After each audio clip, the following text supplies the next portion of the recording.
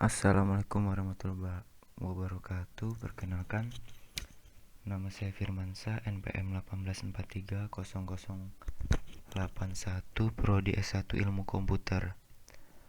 Nah, di sini saya akan menjelaskan tentang waspada serangan cyber saat work from home atau sering disingkat WFH pada pandemi COVID-19. Menurut riset perusahaan teknologi informasi, serangan cyber meningkat secara global melonjak 6.000% sejak dimulainya pandemi COVID-19 di Indonesia atau Badan Cyber dan Sandi Negara atau BSSN mencatat 18-20 juta serangan cyber per bulan di Indonesia. Sejak dimulainya pandemi di Indonesia, para peretas mengincar perusahaan-perusahaan yang memiliki jumlah data pengguna yang tinggi. Pada tahun 2020, perusahaan Tokopedia mengalami kebocoran dan bentuk email, nama, dan kata sandi.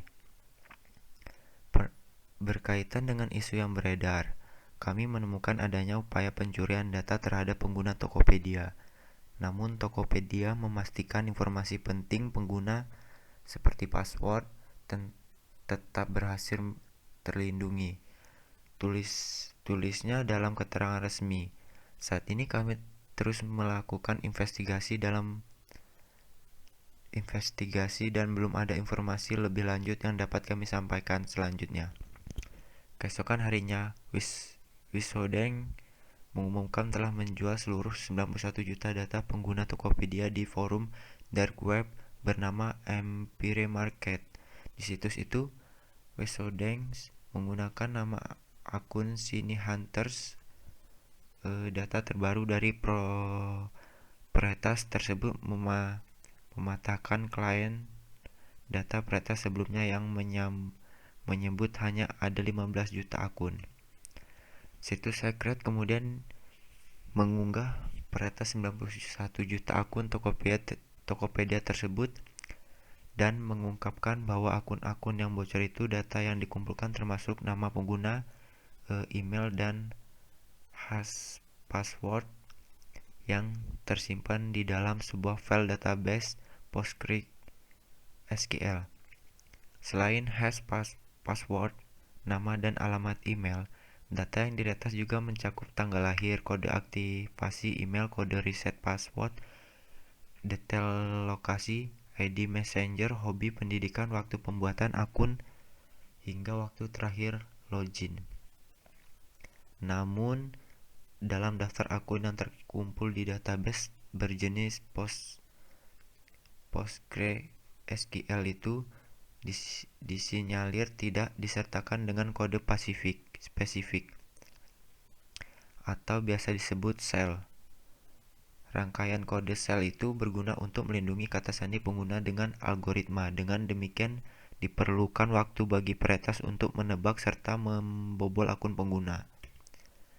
Communication and Information System Security Research Center atau sering disebut CISSREC memprediksi jumlah serangan cyber di Indonesia bisa terhitung 1 miliar kali pada 2020.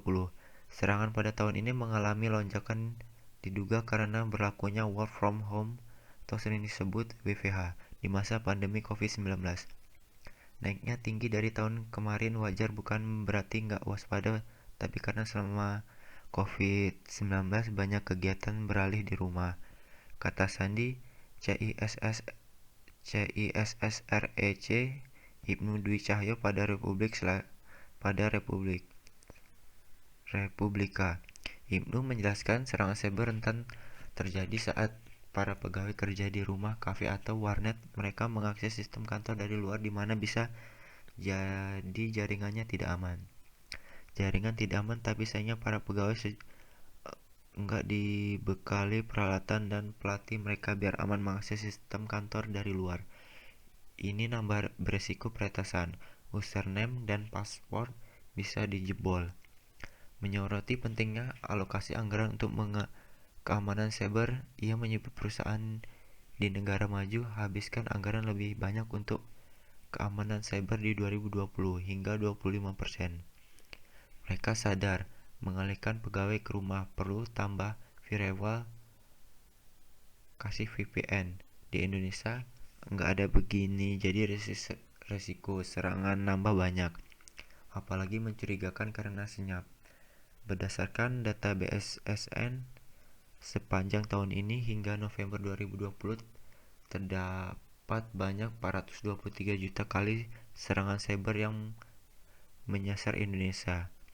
Serangan tersebut terbagi dalam dua sifat, yaitu serangan sosial dan teknis. Kepala BSSN Hisan Siburian menjelaskan serangan sosial berupa upaya mempengaruhi manusia pada dan melalui ruangan cyber dan cenderung berkaitan erat dengan perang politik, perang informasi, perang psikologi, dan propaganda. Sementara serangan teknis lebih ditunjukkan menyerang jaringan logika melalui berbagai metode untuk mendapatkan akses ilegal, mencuri informasi, atau memasukkan malware yang bisa merusak jaringan fisik dan persona cyber atau pengguna internet. Nah, itu saja yang bisa saya jelaskan. Saya akhiri. Wassalamualaikum warahmatullahi wabarakatuh.